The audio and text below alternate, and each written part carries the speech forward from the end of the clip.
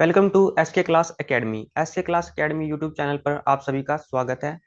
चलिए शुरू करते हैं। सीएचएम यूनिट फर्स्ट का लेसन नंबर 1, भारतीय संविधान का ऐतिहासिक परिप्रेक्ष्य। जैसा कि हमने पिछली वीडियो में अपने डिस्कस किया था, भारतीय संविधान का परिचय, संविधान का अर्थ, संविधान से क्या अपेक्षित है, what is required from the constitution.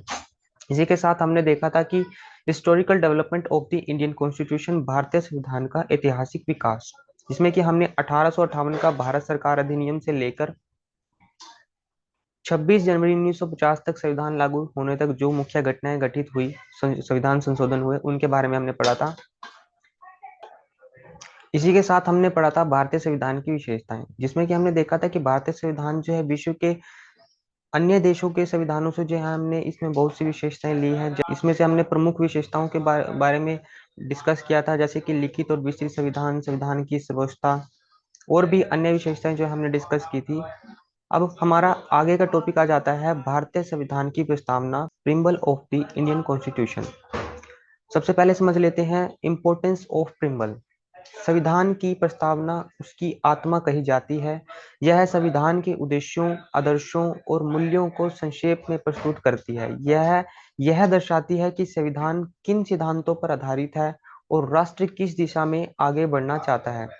सरल शब्दों में बात करें तो संविधान की जो प्रस्तावना होती है वह संविधान के उद्देश्यों, आदर्शों और मूल्यों को संक्षेप रूप में दर्शाती है और बताती है कि संविधान किन सिद्धांतों पर आधारित होगा और राष्ट्र किस दिशा की ओर आगे बढ़ना चाहता है। इसी के साथ भारतीय संविधान की प्रस्तावना की बात कर लेते हैं, जिसमें भारतीय संविधान की प्रस्तावना में बताया गया है, हम भारत के लोग भारत को एक संपूर्ण प्रभुत्व संपन्न समाजवादी पंथ निरपेक्ष लोकतंत्रात्मक गणराज्य बनाने के लिए तथा उसके समस्त नागरिकों को सामाजिक और आर्थिक और राजनीतिक न्याय, विचार, अभिव्यक्ति, विश्वास, धर्म और उपासना की स्वतंत्रता, प्रतिष्ठा और अवसर की समता प्राप्त कराने के लिए तथा उन सब में व्यक्ति की गरिमा और राष्ट्र की एकता और अखंडता सुनिश्चित करने वाली बंधुता बढ़ाने के लिए दृढ़ संकल्प होकर अपनी इस संविधान सभा में आज दिनांक 26 नवंबर 1949 को एतद द्वारा इस संविधान को अंगीकृत, अधिनियमित और आत्मसमर्पित करते हैं। इसी के साथ भारतीय संविधान की प्रस्तावना में दिए गए मुख्य शब्दों के अर्थ के बारे में समझ लेते हैं। संपूर्ण प्रभुत्व संपन्न का मतलब है कि भारत किसी भी बाहरी शक्ति से स्वतंत्र है। नेक्स्ट, समाजवादी, सोशलिस्ट, संसाधनों का समान वितरण और सामाजिक न्याय। पंथ निरपेक्ष, राज्य का कोई आधारित धर्म नहीं होगा, सभी धर्मों का समान सम्मान। लोकतांत्रिक, डेमोक्रेटिक, जनता द्वारा चुनी गई सरकार। गणराज्य, देश का सर्वोच्च पद किसी वंश के आधार पर नहीं बल्कि चुनाव से प्राप्त होता है। न्याय, सामाजिक, आर्थिक और राजनीतिक न्याय। स्वतंत्रता, सोचने, बोलने, विश्वास और पूजा की स्वतंत्रता। समता, सभी को समान अवसर और अधिकार। बंधुता, सभी में भाईचारा और एकता की भावना। इसी के साथ यहाँ एक मुख्य बात आती है कि 42वें संशोधन 1976 द्वारा प्रस्तावना में जो है समाजवादी, पंथ निरपेक्ष और एकता और अखंडता शब्द जोड़े गए थे। चलिए इसी के साथ डिस्कस कर लेते हैं हम भारतीय संविधान और इसके विभिन्न स्रोत। Indian constitution and it's different sources. यहाँ पर हम विभिन्न आंतरिक एवं बाहरी स्रोतों को देखेंगे जिनसे कि हमारे भारतीय संविधान में जो है विशेषताएं ली गई हैं। हमने पहले भी डिस्कस किया था कि हमारा भारतीय संविधान जो है इसमें विभिन्न देशों के संविधानों से जो है विशेषताएं ली गई हैं। उन कुछ प्रमुख विशेषताओं को हमने ऊपर जो है अपनी पिछली वीडियो में पढ़ा भी था। तो चलिए शुरू करते हैं भारतीय संविधान के प्रमुख स्रोत। सबसे पहले आता है ब्रिटेन। इस ब्रिटेन के संविधान से हमने विशेषताएं ली हैं, संसदीय प्रणाली, विधायिका की सर्वोच्चता, कानून के समक्ष समानता, संविधान की लचीलापन, प्रधानमंत्री का पद और कैबिनेट प्रणाली। नेक्स्ट हमारा आता है यूएसए, संयुक्त राज्य अमेरिका। यहाँ से हमने मौलिक अधिकार, फंडामेंटल राइट्स, जुडिशियल रिव्यू, राष्ट्रपति प्रणाली के कुछ तत्व, स्वतंत्र न्यायपालिका, उप संविधान की प्रस्तावना, ये विशेषताएं ली हैं। कनाडा से हमने केंद्र सरकार को अधिक शक्तियां, संघीय ढांचा, विशिष्ट शक्तियां केंद्र के पास, राज्यों के राज्यपाल की नियुक्ति केंद्र द्वारा की जाएगी। ये विशेषताएं हमने कनाडा के संविधान से ली हैं। ऑस्ट्रेलिया के संविधान से हमने समवर्ती सूची, स्वतंत्र व्यापार और वाणिज्य की व्यवस्था, संविधान में संयुक्त राज्य और केंद्र दोनों के अधिकार, ये विशेषताएं दी हैं। समवर्ती सूची के बारे में हम आगे आने वाली कक्षाओं में जो है डिटेल से पढ़ेंगे। आयरलैंड से हमने नीति निर्देशक सिद्धांत, राष्ट्रपति का चुनाव, राज्यसभा में नामांकित सदस्य, तथा फ्रांस से हमने जो है स्वतंत्रता, समानता और बंधुता का आदर्श, जो कि हमारी प्रस्तावना में शामिल है, ये विशेषता नहीं है। सोवियत संघ, जिसे कि अब रूस कहते हैं, इसमें से जो है हमने समाजवादी विचारधारा, मूल कर्तव्यों का विचार, फंडामेंटल ड्यूटीज, पंचवर्षीय योजना जैसी आर्थिक नीतियां। फंडामेंटल राइट्स के साथ साथ जो है हम फंडामेंटल ड्यूटीज को भी जो है डिटेल से डिस्कस करेंगे आगे आने वाली वीडियोस में। जापान से हमने विधिक प्रक्रिया द्वारा जीवन और स्वतंत्रता की सुरक्षा, ये विशेषता ली है।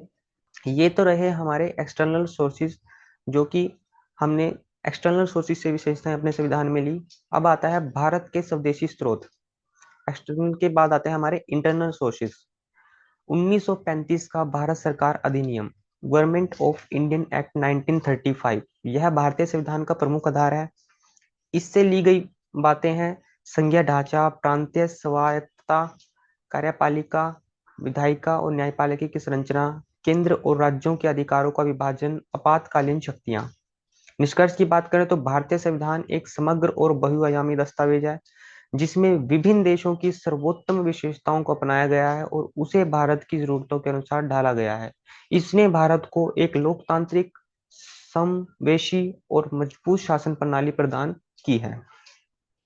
यहाँ पे हमारा ये टॉपिक खत्म होता है भारतीय संविधान और इसके विभिन्न स्रोत। आगे हम आ जाते हैं संविधान में संशोधन, अमेंडमेंट टू द कॉन्स्टिट्यूशन। सबसे पहले समझ लेते हैं कि संविधान में संशोधन का अर्थ क्या है। संविधान में समय समय पर आवश्यकता अनुसार परिवर्तन, सुधार या जोड़ को ही जो है हम संविधान संशोधन कहते हैं। यह प्रोसेस संविधान को समय के अनुसार प्रासंगिक बनाए रखने के लिए जरूरी होती है। सरल शब्दों में बात करें तो संविधान संशोधन की जो है प्रोसेस है ना, एक देश को सुचारू रूप से चलाने के लिए जो है आवश्यक होती है। आगे आता है हमारा भारत में संविधान संशोधन का प्रावधान।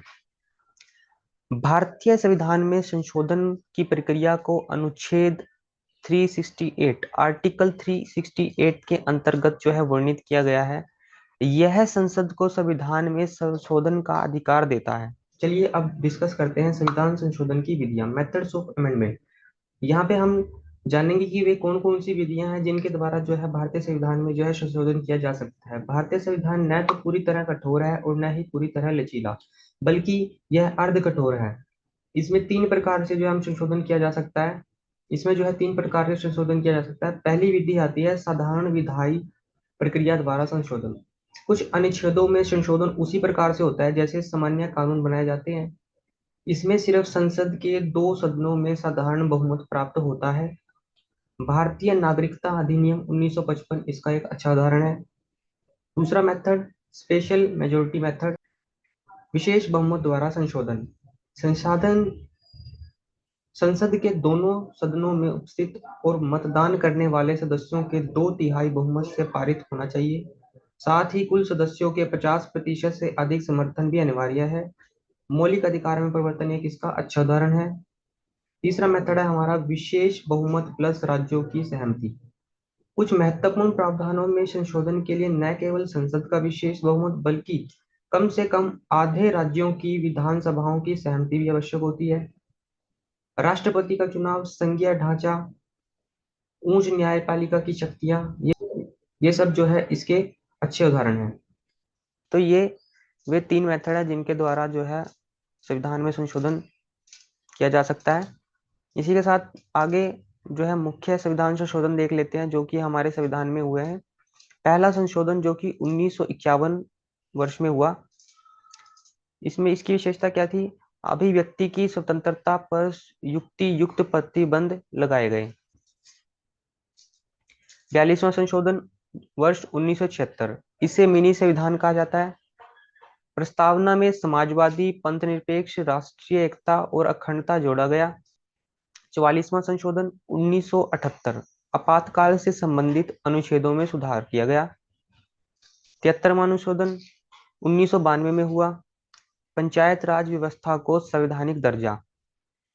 74वां अनुशोधन 1992 में हुआ नगर पालिका व्यवस्था को संवैधानिक मान्यता। 86वां संशोधन जो कि 2002 में हुआ शिक्षा का अधिकार 6 से 14 वर्ष के बच्चों के लिए अनिवार्य शिक्षा की गई। 103वां संशोधन जो कि 2019 में हुआ सामान्य वर्ग के आर्थिक रूप से कमजोर वर्ग ईडब्ल्यूएस को जो है 10% आरक्षण दिया गया। इसी के साथ हमारा अगला टॉपिक आता है की milestones of the Indian constitution. भारतीय संविधान का निर्माण और विकास कई महत्वपूर्ण घटनाओं से होकर गुजरा है। ये घटनाएं संविधान के गठन, स्वीकार और विकास में निर्णायक भूमिका निभाती हैं। 1934 संविधान सभा का विचार। सबसे पहले संविधान सभा का विचार एम.एन. रॉय द्वारा प्रस्तुत किया गया था। 1946 संविधान सभा का गठन। कैबिनेट मिशन योजना के तहत संविधान सभा का गठन हुआ। पहली बैठक 9 दिसंबर 1946 को हुई और डॉक्टर राजेंद्र प्रसाद को संविधान सभा का अध्यक्ष चुना गया। 1947 भारत को स्वतंत्रता। 15 अगस्त 1947 को भारत स्वतंत्र हुआ। संविधान सभा को भारत का संविधान बनाने का पूर्ण अधिकार मिला। 1947 मसौदा समिति का गठन। डॉक्टर भीमराव अंबेडकर की अध्यक्षता में ड्राफ्टिंग कमेटी मसौदा समिति का गठन हुआ।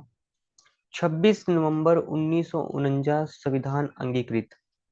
संविधान सभा ने संविधान को स्वीकृत अधिनियम और आत्म अर्पित किया। इस दिन को हम संविधान दिवस के रूप में मनाते हैं। 26 जनवरी 1950 संविधान लागू। भारतीय संविधान लागू हुआ और भारत एक गणराज्य बना। इस दिन को गणतंत्र दिवस के रूप में मनाया जाता है। 1951 पहला संशोधन। पहला संविधान संशोधन मौलिक अधिकारों पर कुछ प्रतिबंधों से जुड़ा था। 1976 42वां संशोधन जिसे कि मिनी कॉन्स्टिट्यूशन भी कहा जाता है। प्रस्तावना में समाजवादी, पंथ निरपेक्ष और राष्ट्रीय एकता व अखंडता शब्द को जोड़ा गया।